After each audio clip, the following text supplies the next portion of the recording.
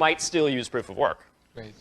I'm going to invite Ryan and Desiree. I don't know if you would like to comment on this as well. But Ryan, go ahead. Proof of work doesn't work. Proof of work doesn't work. It's been widely... Ryan, proof of work's been working. Let me finish. Let him proof finish. of work doesn't Let work. Him finish, please.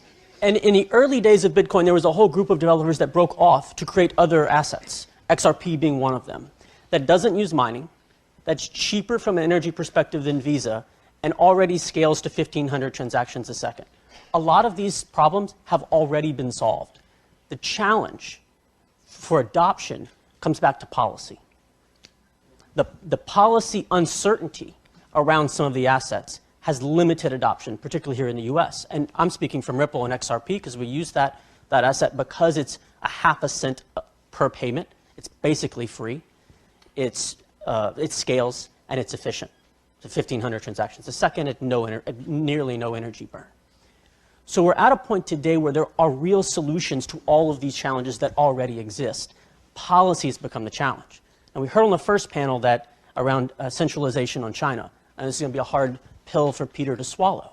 But 80% of the mining power for Bitcoin is controlled by 6 mining pools, 5 of which are in China. Today, the policy certainty in the US exists for Bitcoin and Ethereum, despite the fact those are China-controlled platforms. So activity goes to those platforms. What we need to do from a policy perspective in the US is look at the places where there are uncertainty. And one place, I'm speaking directly for me here, is XRP, where it looks like Bitcoin. It's decentralized, it's open source. We have 7% of the validation power on that, rather small in there. Grouping or giving clarity to those ones that are very similar to Bitcoin and Ethereum, that have the same characteristics and should be classified the same way. And then we're creating a level playing field across all the cryptos. I'm not anti-Bitcoin or anti-Ethereum by any means. I think there's a lot of great potential and breakthrough there.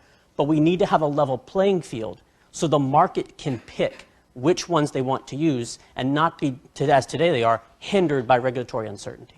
It's so cold outside. I'm alone.